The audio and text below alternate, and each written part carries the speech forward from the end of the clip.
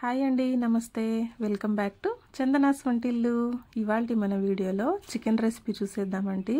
ఇదేంటి lazy chicken అని పెట్టింది అనుకుంటున్నారా? అదేనండి, మనకు వంట ప్రిపేర్ చేయడానికి చాలా లేజీగా ఉన్న డేస్లో సింపుల్గా ఇలా చికెన్ తినాలనిపించినప్పుడు ఈజీగా చేసేసుకునే రెసిపీ అండి.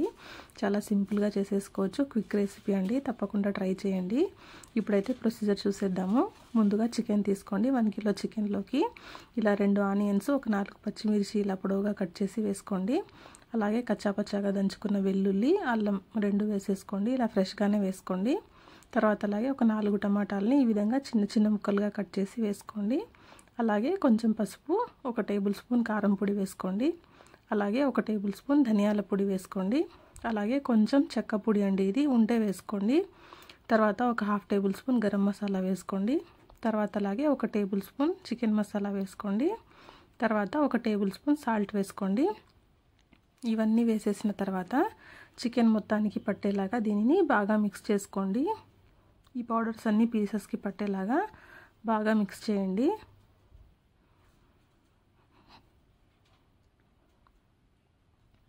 చూడండి, ఇలా మిక్స్ చేసి పక్కన పెట్టేసుకోండి ఒక 10 నిమిషాల పాటు.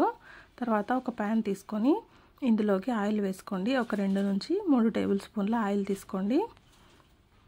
ఆయిల్ కొంచెం హీట్ అవ్వాలండి. ఆయిల్ హీట్ అయిన తర్వాత కొంచెం ఆవాలు వేసుకోండి. అదేవిధంగా కొంచెం కరివేపాకు వేసుకోండి.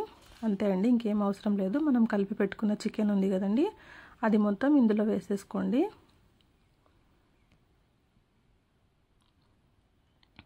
మనం పదే పదే అన్నీ వేస్తూ ఇలా టైం వేస్ట్ చేయడం అవసరం లేకుండా ఇలా సింపుల్గా ముందే అన్నీ కలిపి పెట్టేసుకొని మీరు చికెన్లో ఏమేమైతే వేయాలనుకుంటున్నారో అవన్నీ ముందుగానే ఇలా కలిపేసుకొని ఇలా ప్యాన్లో వేసేసుకోండి.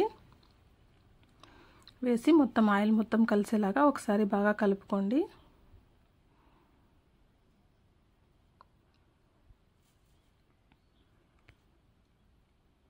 మనకు వాటర్ కూడా వేయనవసరం లేదండి, ఇందులో చికెన్లోని వాటర్తోనే కుక్ అయిపోతుంది.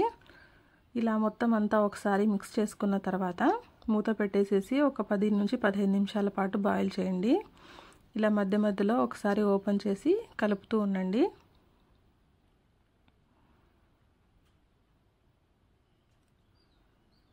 ఇలా మధ్య మధ్యలో కలుపుతూ మళ్ళీ మూత పెట్టేసుకొని మళ్ళీ అలా బాయిల్ చేసేసుకుంటే మనకు చికెన్ కుక్ అయిపోతే అంతేనండి, మన రెసిపీ రెడీ అయిపోతుంది. కావాలనుకుంటే కొంచెం టేస్ట్ చూసుకొని కొంచెం ఉప్పు కారం ఏమైనా తక్కువ అయితే వేసేసుకోండి. అంతేనండి, సింపుల్ కదా. ఈ వీడియో కనుక మీకు నచ్చినట్లయితే లైక్ చేయండి, షేర్ చేయండి, సబ్స్క్రైబ్